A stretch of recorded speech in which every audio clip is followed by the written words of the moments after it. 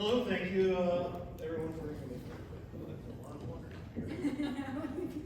Set that right there. Like I said, I'm Brian Phillips. I am the technical director at Ohio Northern University, and this is our paper and our presentation on Catenate, creating an interdisciplinary art project. Up here with me is Senior International Theater Production Major Emma Sherban and Melissa Eddings Mancuso, Associate Professor of Art. So Catenate, to connect in a series, right? This was kind of the impetus or the idea that we wanted to do. We wanted to help our students connect a lot of different things together. It started off with the idea of what if we could create a safe place to explore and fail without fear? What if we had a framework to create interdisciplinary works of art? And what if we could use technology to fascinate the eye and enthrall the ears? Right? And what if we had a project that allowed you to ask what if, right? All of these were problems that we were seeing with our students not being able to do these things. And as mentioned in the previous presentation, that failure of the fear of failure, right? And the willingness to try. So a little bit of history. In the fall of 2019, the School of Visual and Performing Arts was formed on the campus of Ohio Northern. Originally, we had three separate departments: the Department of Art, the Department of Music, and the Department of Theater, which were all very much siloed. In March of 2020, all of our hopes of collaboration on campus kind of disappeared when all of our instruction moved online. And then in May of that same year, ONU announced their intent to resume in-person instruction in the fall. We were very fortunate that we were able to do that, and we delivered instruction all in person for the 2021 academic year. But there was a lot of questions there. What would face-to-face instruction look like in the age of COVID, particularly in theater and in art and music, where there are very process and production-based educational processes, right? How would we provide outlet for creative expressions? Concerts were canceled, gallery showings were put off, theater productions were left on the stage the following spring with no audiences and no cast members to perform in them. And exactly, I gotta have myself on the slides. So we developed this. Melissa, Dr. Dave Kuzmine, and I met over the summer to try to figure out what opportunities we might be able to have with the resources on hand on campus to answer these three main questions. Can an institution's historic departmental silos be dismantled by engaging in a collaborative project? Is it possible to create an artistic outlet in response to workshops, concerts, and productions being canceled or significantly changed due to the COVID-19 pandemic? And how do we explore the interrelations of sight, sound, and movement while developing new experiences outside the confines of traditional assessment models, right? How do we do it without them having to worry about the grade, right? How do we do it where it's just fun, where they can go and explore, where they can go and tinker, where they can just do it for the sake of doing it, learn just to learn, create art just to create art. So how did we go about doing this? The methodology that we kind of put together is the faculty invited. Each of us kind of picked a few students in our areas that we thought might be a good fit for this sort of thing, so we invited them to join. We held early meetings via Zoom, and then we kind of migrated into Discord because that was more of what the students were familiar with, so that we swapped platforms trying to accommodate for them. And then various other online platforms were used. We really got this going. We started it in the fall. We started our meetings. So one of the things that we ran into is we had an extremely long Christmas break that year. Typically we go back to class, we have classes after the Thanksgiving holiday. This year we were done with finals before everybody left for Thanksgiving, and nobody was returning to campus till after the first of the year, right? An idea to prevent travel over the Thanksgiving break from bringing a surge back on campus. So this is where the Zoom meetings and the Discord really helped us stay connected over the course of that extra long break to try to develop these ideas and move forward with that. And then we use various platforms to share ideas, right? So the idea being that we wanted to talk about and share ideas, what inspired us as artists, as creatives. So the students and the faculty, we developed a Pinterest board. We shared various YouTube videos and things like that. And we also Vimeo, I always get those confused. The students do not send me money, unfortunately. So we did this again, while we were doing face-to-face learning, there was lots of parameters and stipulations around that. So we were able to facilitate the sharing of these ideas via these different outlets. So we also, as a faculty, we suggested the students work together to find a shared theme to act as a prompt, right? So what are we going to coalesce around to create this work? The students decided upon a theme of frustration moving to hope. This was aligned very well with what our goals were to create to allow a creative outlet, and also really reflected what the students were feeling at that time, right? They wanted to move forward. They were like trying to figure out what we could do as artists, and they were hopeful that we would find a solution in live theater, live music, and live gallery openings and things like that would come back. Is there anything either of you would like to add at this point? No. All right. I'm talking a lot really fast. All right, so the next thing we did is we worked on creating our space. So we were fortunate enough, at the same time the School of Visual and Performing Arts was created, we got a brand new engineering building on campus. So then our technology program moved to the old engineering building, and we inherited the old technology building, right? A large portion of it. We share it with football and esports, which is a whole different story. And I'd love to talk to somebody about that if they're interested in how that sort of cohabitation works. But it's pretty good for the most part. And we're also I was able to secure a grant through our dean to provide a small amount of funding for it. So we worked on setting up the stage automation lab. Here's a couple of images from that process.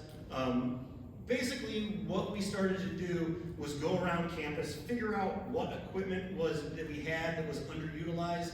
One of the issues that I always see with our curriculum is we buy all this specific gear to do all these things in theater. We have light boards, we have sound consoles, we have all this different software, but it's often only used in production, right? It tends to often sit idle on the shelf in a closet. So we were able to take one of those rooms and kind of move a bunch of this underutilized equipment into that, and then we were able to pull it out as needed for productions.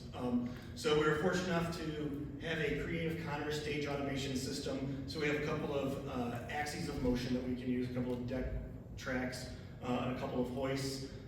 We were able to put in there an ETC Nomad lighting console, which is a computer-based lighting console. We had some Source 4 LED fixtures, and that was kind of like the basis of it. So then we started working on what we might be able to do with that. We also looked at how we might be able to use different manufacturing techniques that we had access to. We, in the scene shop, have access to a CNC router. We have a CNC router that we can use. So we created different shapes you can see here. We created this filigree that we were able to do different things with and experiment with. This an interesting fact when you move into an old building. This was the old casting lab. So there was a sand pit for when they did aluminum casting, and it eventually turned into the cemetery for one of our prop skeletons, thanks to our students. So, and we'll kind of talk about that in a moment too, the serendipity of kind of that space and how we were able to use it. And our CNC router. We built upon that. We added some video projection equipment. We added some sound equipment. We also worked on some paper arts. Melissa is very active and a very wonderful artist in her own right, and she brought some different ways to make paper and use paper, and we tried to incorporate that into the systems as well. And we also started to look at how we might use microcontrollers with the goal of being able to expand it with outside the area of the School of Visual Performing Arts. We are housed under the College of Arts and Sciences, the Getty College of Arts and Sciences. We also have a technology program, so like an industrial technology program. So we reached out to faculty members and students in that, saying, hey, we're doing these projects with microcontrollers. One of the things I was interested in is how might we use microcontrollers to communicate with all these things via open sound command, a sound communication protocol that's very common amongst theatrical equipment. So we started working on small scale things, small scale projects, and spent a lot of time building up the lab and meeting. Here, if this will play, let's see, is one of the first iterations of us doing something.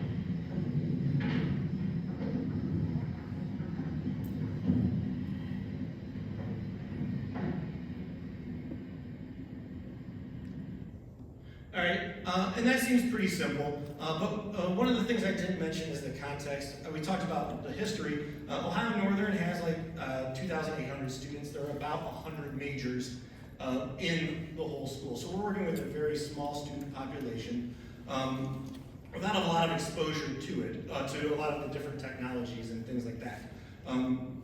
So this was pretty exciting. We were able to program that.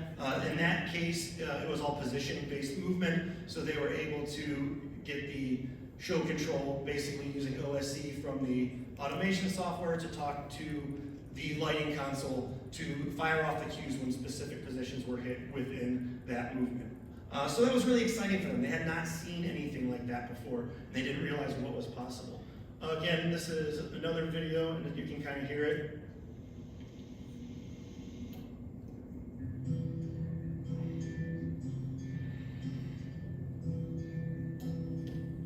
So that's an example of being able to control, send OSC commands or open sound commands from a push button programmed into the Arduino to fire any one of multiple of our control systems that our students got to work with and do that. A lot of, I would say in the first year, a lot of it really focused on building the infrastructure to create stuff. We were fortunate that we were able to roll out a more robust music calendar and a more robust theater season and a more robust gallery season. So the need for the outlet wasn't as strong, but we definitely had some committed students that were interested in the project for being interested in the project. So that leads me to some of our successes. All right, so by reflecting on the three main reasons for this project was conceived, why this project was conceived, we were able to recognize the following successes. In the desire to break down historical silos, we were very successful. Not only on a faculty level, where Melissa and I knew each other beforehand, we were cordial, but we had the opportunity to work hand in hand on projects that we would have had otherwise. Emma will speak briefly, or as much as she wants actually. I'm going to stop her. That's your guys' on her aspect or her on her viewpoint on that as a student. So it was cool to meet people outside of the theater department because as of being a theater major, you kind of don't have a lot of time to interact with other people. So having the opportunity to meet other people, and not only people of other majors, but other artists who come from a different point of view or approach things differently was very cool. And it's not just working with them, but now if I see them walking across campus, it's another person I can say hi to. And just another person to connect with, be friends with. Oh, well, yeah, I mean, to be clear, we're very cordial. It's a small campus, so we do know, faculty know each other from day one. It's very different also from a faculty member's standpoint. We see each other a lot on committees, so I would call that, it's collaborative to work on a appropriation committee with a faculty member from across campus, but it's not that soul fulfilling kind of work that what Brian and Dave Cosmina and I started with this Catenate project. All right, to create, so our second point was to create an artistic outlet in response to the many workshops, concerts, and productions being canceled or significantly modified. We were successful. While I wouldn't say we created an art project per se in this first iteration, we were definitely able to, get the lab up and running. We were able to identify sources for materials and projects and work on things for that. We were able to introduce music students and art students to theater technology. We were able to introduce music and theater students to some of the fine arts things through the paper arts. Dave brought in a lot of good ideas in trying how we might be able to use MIDI in that systems as well. So a language that the music people were more familiar with than most of our others. And then to explore the iterations of sound, sight, and movement while developing new experiences outside the confines of the traditional assessment models. Again, I think the things that we've talked about really lend themselves to that, and we can expand on that a little bit more with our challenges. I think the first challenge we had was the methodology of student selection. It was very top-down in our first go-around. We were kind of, I wouldn't want to say cherry picking, but we as faculty kind of decided who might be interested in it. And I think, looking in hindsight, that was probably a mistake. We should have made it more open, cast it at a wider net to be able to get more student engagement and more consistent student engagement. One of the feedback loops that we got from the students was, interestingly, that the sandbox was too large, right? There was not, we just said you can do anything you want with all of this stuff. And they just were kind of like, okay, great. But they didn't really know where to start. They had a really hard time trying to coalesce around something. And that, this is a really bad slide, apology. The instruction on the specific technology wasn't there. While the theater students were very familiar with the theater technology, the art and music students weren't. And at no point did we really say, okay, we're gonna teach you specifically how to do that. So they weren't really familiar with it. I think we were hoping for more of an organic kind of, the music students will teach theater students, and the theater students will teach art students, the art students will teach music students kind of thing. And that didn't really manifest itself in the way that we had hoped. And probably I wouldn't say a large challenge was just scheduling and the methodology. We wanted to keep it outside the confines of a class. That just made it one more things that students needed to do, and scheduling between the different disciplines became very, very tough. Anything you'd like to add? Well, interestingly enough, Christian's presentation prior to this, he talked about the sandbox being too small. And I got to thinking about that because I know we had that same exact quote, but just flipped. And I think a key part of this, it's one of those aha moments that just occurred moments ago, was constraints, the time constraints. So Christian said everything was timed. He had 5 days. We didn't have any real timeline. And, in hindsight, perhaps that may be the problem. Holding students to a deadline, they're very deadline project based. So, in future, as we move forward, that's something I think we need to look at. I'm a big fan of constraints. I work with them often in my own artwork. So that might be a tool that we implement to help facilitate maybe a faster turnaround and easier for the students to navigate. All right, which leads nicely into improvements and adaptations that we can do for the project. We want to review and expand the participant selection project. We are moving forward with this project this year. And we basically sent an email to everybody in the school, and we're like, come, bring all your friends, show up, we're gonna have fun. There might be cookies at some point. Just, trying to get as much engagement, because who am I to say that this student is going to really get into this sort of project and this one will not, right? It's really up to them to decide that and get that engagement. Better facilitate the first link, in the project. If this is all about connecting the links, we felt that we needed to do a better job of supplying that first link. So this year, I have a good personal friend that's a poet. I have a bookstore, so that kind of, with my wife, she really owns, but that's another thing.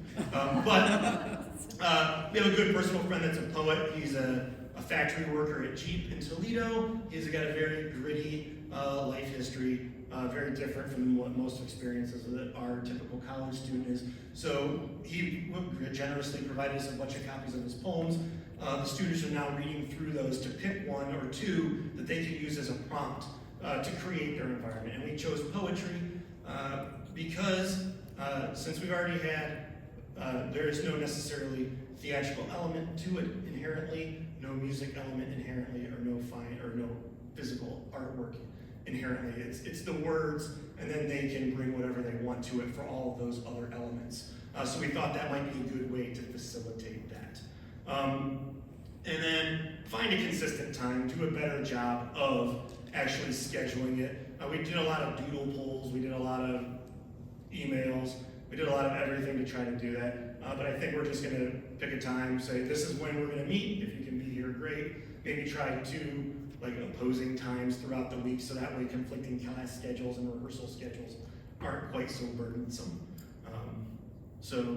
And I think we're all looking forward to seeing what the students come up with in the future. So that is it. Thank you. If there are any questions or comments, we'd like to hear from you. Yeah, so I noticed that for your third challenge regarding student interdisciplinary kind of collaboration of teaching art forms, that there wasn't actually an improvement or adaptation. Do you think the students are just missing a framework to teach the skills that they have, or do you think that there is something fundamentally an instructor needs to be in the room? I think we haven't really identified a good solution for that, or an approach. I think what it's probably leaning more towards is it's learn this software day, come if you want. It's, hey, we're gonna be in here, we're gonna have an instructor-led section on this process, come learn that process, to kind of do little mini workshops on a specific aspect of it, and then hopefully encourage the students to help be more active in the encouraging of the students to help co-teach or to share that information. As I think the way we might approach that. Yeah, and I think too, that's an excellent point. We could easily incorporate sort of a showcase element, so students come with whatever they're good at. Our sculpture student, Quentin, could present his own work to everyone else, and then they can get a sense of what Quentin does, what his interests are, what his skill set is, and maybe that will spur some conversation. But it's good, I think it would be an excellent idea for the students to see what they've mastered so far in their time at Northern, in their discipline. I guess the reason why I asked the question, this is a quick overview of a long project, is that in the field, oftentimes you have an artistic discipline, but you're learning something else. So maybe you are a visual drawer, but you're learning how to learn Maya from somebody else. So that's an important element. And it sounded like, since that was a challenge, that there might be something that is important in the field for them to learn about teaching their art form, so that somebody else can grow and we can become multidisciplinary artists. Yeah, absolutely. Thank you. Absolutely. That's a great point, thank you. Other questions? Going once, going twice. All right.